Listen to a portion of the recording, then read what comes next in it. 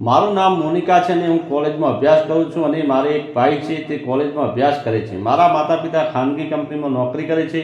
મારું શરીર એકદમ પાતળું અને સુંદર હોવાના કારણે મારી કોલેજ અને મહોલ્લામાં ઘણા બધા લોકો મારી મજાક ઉડાવતા હતા, પણ હું કોઈને પરેશાન કરતી ન હતી. હું મારા અભ્યાસમાં ધ્યાન આપતી હતી. મને પણ ટપાટપ રસ હતો, પણ મેં મારી પોતાની ઉપર કાબૂ રાખ્યો હતો. મારી યુવાની ઉંમરે આવીને ઊભી હતી. હવે દિવસે ને દિવસે મને આનંદ કરવાનું મન થતું હતું. હું મારા કંપાસમાં મારા હાથથી મૂકીને મારું કામ કરતી હતી. મારા બધા મિત્રો પોતાના બોયફ્રેન્ડ હતા, પરંતુ મેં કોઈ સાથે દોસ્તી કરી નહોતી, જેનું પરિણામ આજે હું ભોગવી રહી હતી. હું રોજ બસમાં સ્કૂલે જતી. ઘણી વખત મને સ્કૂલે જવામાં મોડું થતું અને હું સ્કૂલ બસ ચૂકી જતી અને મારે સ્થાનિક લોકલ બસ દ્વારા ઘરે આવવું પડતું હતું. આજે બસ ખૂબ જ ભરેલી હતી અને એમાં મારા ભાઈની કોલેજના છોકરાઓ બેઠા હતા. મારો ભાઈ પણ ઘણીવાર તે જ બસમાં બેસતો હતો. એ બસની અંદર રોજ ખૂબ જ ભીડ રહેતી હતી. ભીડનો ફાયદો ઉઠાવીને છોકરાઓ મારી મસ્કરી કરતા અને તેમનો આનંદ આવતો. મેં ક્યારેય પણ તેમનો વિરોધ ન કર્યો હતો. હું જાણી જોઈને કોલેજના છોકરાઓની વચ્ચે ઊભી રહી જતી હતી. છોકરાઓ મને ચીડાવતા હોવાથી ઘણી વખત હું તેમની ઉપર પાણી ફેંકતી. એક દિવસ મેં મારા મિત્ર પાસેથી વિષયની ઉર્દૂ બુક જોઈ. હું તે છુપાવીને મારી સ્કૂલમાં લઈ ગઈ. તેની અંદર સરસ મજાના ચિત્રો હતા. તે જોઈને મજા આવી ગઈ. આજે હું મારી બસ ચૂકી ગઈ, કારણ કે સ્કૂલ પૂરી થયા પછી મારે પ્રેક્ટિકલ પ્રોગ્રામ કરવાના હતા. મેં લોકલ બસમાં જવાનો વિચાર કર્યો. મને ખુજલી થઈ રહી. મને એક સુંદર મજાનો વિચાર આવ્યો અને હું વોશરૂમમાં ગઈ. મેં મારા થોડાક વસ્ત્રો બેગની અંદર મૂકી દીધા અને હું સ્કૂલેથી બહાર આવી અને બસ સ્ટેશન પર બસની રાહ જોવા લાગી. જે બસ ભરેલી નહોતી તેમાં હું ન ગઈ. થોડી વાર રાહ જોયા પછી ખીચોખીચ અને આખી ભરેલી કોલેજના છોકરાઓ બસ નીકળી. હું તે બસમાં ચડી ગઈ અને વચમાં જઈને ઊભી રહી ગઈ.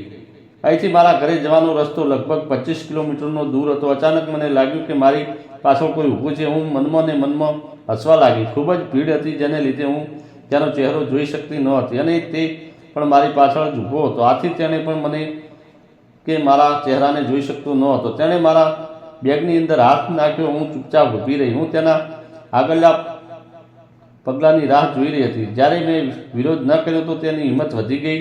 મને થવા લાગી તે મારા કાનમાં ખુશું વાત કરી અને તેણે મને કહ્યું કે આજે તને પૂરી તૈયાર કરીને આવ્યા લાગો છો.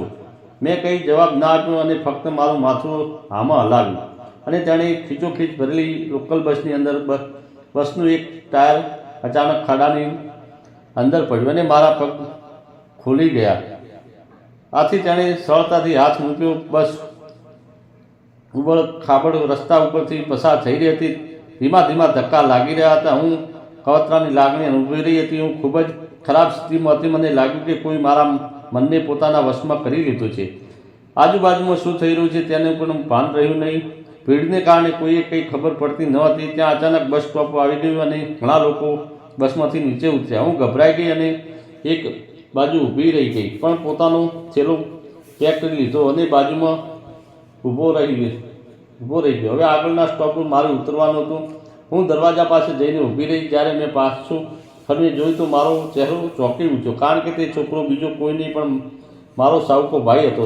તે પણ મને જોઈને હેરાન થઈ ગયો અને તે ચૂપચાપ બસના પાછલા દરવાજાથી નીચે ઉતરી ગયો. હું પણ બાજુના દરવાજાથી નીચે આવી અને અમે બંને નીચે આવ્યા. અમારા બંનેની હાલત એવી હતી કે કાપો તો લોહી પણ ન નીકળે. મારું હૃદય જોરથી ધડકવા લાગ્યું. હે રામ, હવે શું થશે? હું ઘરે કેવી રીતે જઈશ? હું તેની સાથે મારી આંખો કેવી રીતે મેળવીશ? જ્યારે તે પૂછશે કે આ બધું શું હતું, તું શા માટે લોકલ બસમાં આવી, તો હું શું જવાબ આપીશ? હું વિચારી કરતી ધીરે ઘર તરફ ચાલવા લાગી. હું ખૂબ જ અસ્વસ્થ થઈ ગઈ હતી. મને ખૂબ જ ખરાબ લાગ્યું કે મારા ભાઈ સાથે આ શું કર્યું. હવે તે શું વિચારતો હશે? હે ભગવાન, હવે મારે શું કરવું? મારા માતા પિતા બંને નોકરી કરે છે, તેથી અમારા બંને પાસે ઘરની ડુપ્લિકેટ ચાવી હતી. જ્યારે હું ઘરે પહોંચી, હું દરવાજો ખોલીને ઘરમાં પ્રવેશી. મારો ભાઈ ઘરે નહોતો. તે કપડાં બદલીને તેના મિત્રોને મળવા જતો રહ્યો હતો. મેં રાહતનો શ્વાસ લીધો. મારા ઘરમાં ગઈ અને મારા કપડાં બદલાવા લાગી. હું અરીસા સામે તેમ જ ઊભી રહી ગઈ. મેં જોયું કે મારા ભાઈની બોટલનું પાણી મારા પગમાં સુધી વહી ગયું હતું અને તે સુકાઈ પણ ગયું હતું. તે મારા આખા શરીર તરફ જોઈ રહ્યું, ખૂબ જ સુંદર દેખાતી હતી. બસમાં બનેલો બનાવ ફરી યાદ કરીને હું હેરાન થવા લાગી. ઘરનો દરવાજો બંધ કરેલો હતો અને કોઈને આવવાનો ડર નહોતો. હું શાંતિથી મારા રૂમમાં સૂઈ ગઈ. મને મારી જાત પર ખૂબ જ શરમ આવી રહી હતી. મારો જીવ આમથી તેમ ભટકતો હતો. હું વોશરૂમમાં જઈને સ્નાન કરીને અને ડાઇનિંગ રૂમમાં આવીને ટીવી જોવા લાગી.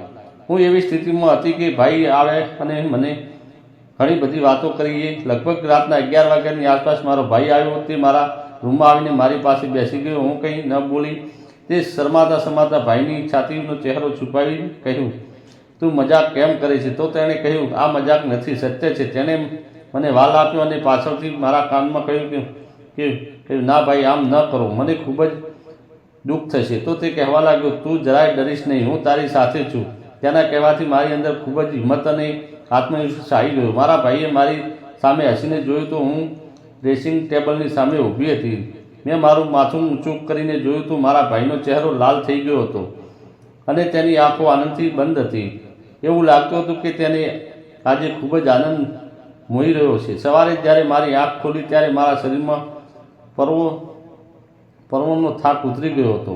હું ધીમે ધીમે સ્નાન કરવા માટે બાથરૂમમાં ગઈને ઝડપથી તૈયાર થઈને નાસ્તો બનાવ્યો અને મારા ભાઈએ નાસ્તો કર્યો અને ફરીથી અમે બંને કોલેજે જવા માટે નીકળી ગયા. અને આજે પણ હું એક બીજી લોકલ બસની અંદર મુસાફરી કરવા માટે ચડી. આ બસ પણ ખૂબ જ ખીચોખીચ ભરેલી હતી. ત્યાં અચાનક એક ગામડાના મોટી મોટી મૂછાવાળા 45 વર્ષના કાકા મારી પાછળ આવીને ઊભા રહી ગયા. અને પછી એવું થયું કે મિત્રો, આગળનો ભાગ સાંભળવા માટે વિડીયોને લાઇક અને ચેનલને સબસ્ક્રાઈબ જરૂર કરજો. ફરી મળીશું એક નવા વિડીયોમાં. ત્યાં સુધી આવજો. વિડીયો પૂરેપૂરો જોવા માટે તમારો ખૂબ ખૂબ ધન્યવાદ.